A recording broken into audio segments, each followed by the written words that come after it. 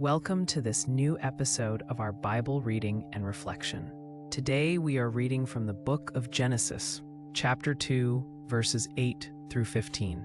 In these verses, we explore the creation of the Garden of Eden, sometimes called the Paradise of Pleasure. This passage introduces us to a special place God made for the first human, Adam, and describes its beauty, its rivers, and the purpose God gave to Adam in the garden. As we listen, let us pay attention to the care God shows for his creation and for humanity. Genesis 2:8. And the Lord God had planted a paradise of pleasure from the beginning, wherein he placed man, whom he had formed. This verse tells us that God, from the very beginning, prepared a special garden called a paradise of pleasure. It was not just a random place, but one carefully made by God for the first human being. God showed his kindness by making a beautiful home for Adam, the man he had formed. This reminds us of God's desire to give good gifts to people and to provide for their needs. The garden is set apart as a place of delight, designed out of God's love and wisdom. Genesis 2:9. And the Lord God brought forth of the ground all manner of trees, fair to behold and pleasant to eat of, the tree of life also in the midst of paradise, and the tree of knowledge of good and evil. Here, we see that God filled the garden with all kinds of beautiful trees. These trees were not only lovely to look at, but also provided good food. At the center of the garden were two special trees, the tree of life and the tree of knowledge of good and evil. These two trees would become very important in the story of humanity. This verse shows us God's generosity and also points to choices, showing that God respects human freedom while still guiding with care. Genesis 2:10. And a river went out the place of pleasure to water paradise, which from thence is divided into 4 heads. God provided everything necessary for life in the garden, including a river that watered the whole paradise. This single river, after leaving the garden, split into 4 main rivers, spreading life and growth beyond Eden. Water is a symbol of life and blessing in the Bible.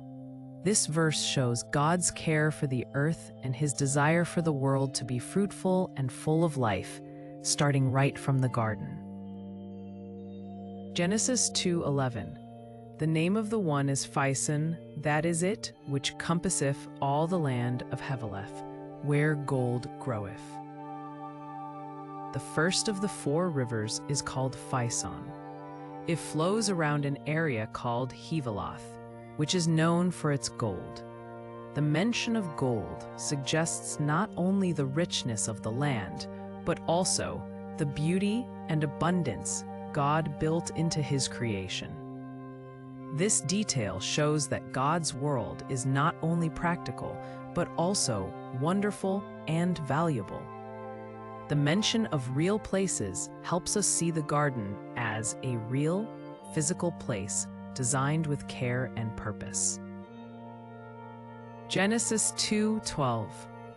And the gold of that land is very good. There is found bdellium and the onyx stone. This verse describes the goodness and preciousness of the land around the garden. The gold is said to be very good, and there are rare gems like bdellium and onyx stone. These treasures show the richness of God's creation. It reminds us that God gives beauty and abundance, not just the bare necessities. The garden and its surroundings are filled with gifts that call us to appreciate the wonders of the world God has made. Genesis 2:13. And the name of the second river is Gihon. The same is it that compasseth all the land of Ethiopia.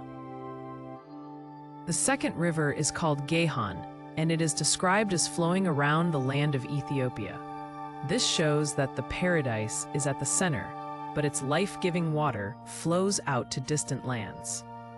The mention of different lands and peoples points to God's concern for all the earth, not just Eden. God's blessing was meant to reach far and wide, and the geography described here invites us to think about how God's goodness extends to the whole world. Genesis 2:14, and the name of the third river is Tigris. The same passeth along by the Assyrians. And the fourth river is Euphrates. The third and fourth rivers are called Tigris and Euphrates. These are known rivers from the ancient world, passing through the lands of the Assyrians and beyond. Their mention connects the story of the garden to real places that people would recognize.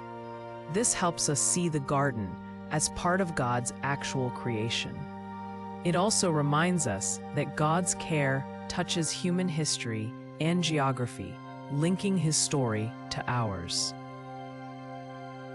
Genesis 2:15, and the Lord God took man and put him into the paradise for pleasure, to dress it and keep it. In this verse, God gives Adam a role and a purpose in the garden. Adam is not just to enjoy the paradise, but also to care for it and tend to it. This shows us the dignity of work and the importance of responsibility. God trusts people to look after his creation.